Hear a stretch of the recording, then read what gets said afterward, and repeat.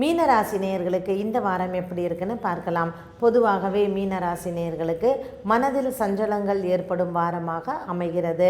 உத்திரட்டாதி நட்சத்திரக்காரர்கள் திங்கட்கிழமை அன்று சிவபெருமானுக்கு அர்ச்சனை செய்து வந்தால் வாரம் முழுவதுமே இனிமையான வாரம்தான்.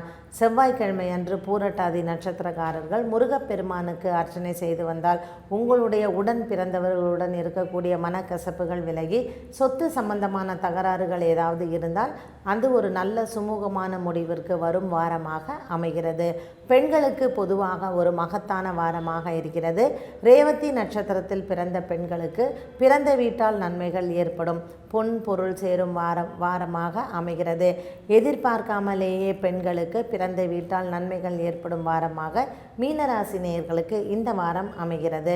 உத்திரட்டாதி நட்சத்திரக்காரர்களுக்கு உங்களுடைய சகோதர சகோதரிகளுடன் பலம் பெருகும். உங்களுடைய தொழில் நல்ல அபிவிருத்தி ஏற்படும். சனிக்கிழமை அன்று ஆஞ்சநேயருக்கோ அல்லது சனி பகவானுக்கோ நீங்கள் தீபம் ஏற்றி வந்தால் உங்களுடைய உடல் கோளாறுகள் வயிறு சம்பந்தமான பிரச்சனைகள் அனைத்திற்குமே ஒரு நல்ல தீர்வு காண்பீர்கள். இந்த வாரத்தில் பங்கு வர்த்தகம் உங்களுக்கு மனதிற்கு ஏற்றாற்போல் இருக்கும். பங்கு வர்த்தகத்தில் ஈடுபாடு இருப்பவர்களுக்கு புதன் மற்றும் வியாழக்கிழமை அதற்கு லாபகரமான தினங்களாக அமைகிறது. மீனராசி நேயர்களுக்கு இந்த வாரம் அதிர்ஷ்ட தினம் என்று சொன்னால் புதன் மற்றும் வியாழன் இந்த இரு தினங்களுமே அதிர்ஷ்டமான வாரமாக அமைகிறது. உத்திரட்டாதி பூரட்டாதி ரேவதி இந்த நட்சத்திரக்காரர்களுக்கு உத்திரட்டாதி நட்சத்திரக்காரர்கள் வியாழக்கிழமை அன்று குரு பகவானுக்கு விளக்கேற்றுவது நல்லது. பூரட்டாதி நட்சத்திரக்காரர்கள் செவ்வாய்க்கிழமை அன்று முருகப்பெருமானுக்கு அர்ச்சனை செய்து வந்தால் நல்லது. ரேவதி நட்சத்திரக்காரர்கள் புதன்கிழமை அன்று பெருமாளுக்கு துளசி மாலை சாற்றி அர்ச்சனை செய்து வரும் பொழுது இவர்களால் குடும்பத்தில் உங்களுக்கு ஏற்படக்கூடிய மனக்கசப்புகள் விலகி குரு பகவானின் அனுகிரகமும் பரிபூரணமாக கிடைக்கும்.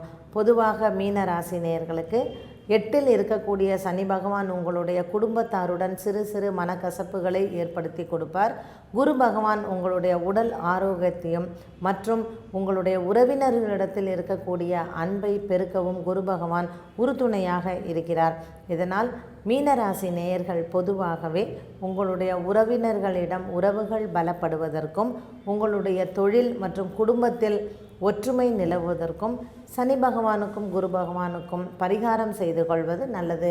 பரிகாரம் என்பது நீங்கள் குரு ஜெயந்தி அன்றும் மற்றும் நவகிரகங்களுக்கு சனிக்கிழமை அர்ச்சனை செய்து வந்தால் உங்களுக்கு இருக்கக்கூடிய சனி பகவான் மற்றும் குரு பகவானால் ஏற்படக்கூடிய இடையூறுகள் அனைத்தும் கலைந்து நன்மை பயக்கும் வாரமாக மாற்றி அமைத்து கொள்ளலாம். மீனராசி நேயர்களுக்கு இந்த வாரத்தில் வியாழக்கிழமை அதிர்ஷ்ட தினம் என்று சொல்லலாம்.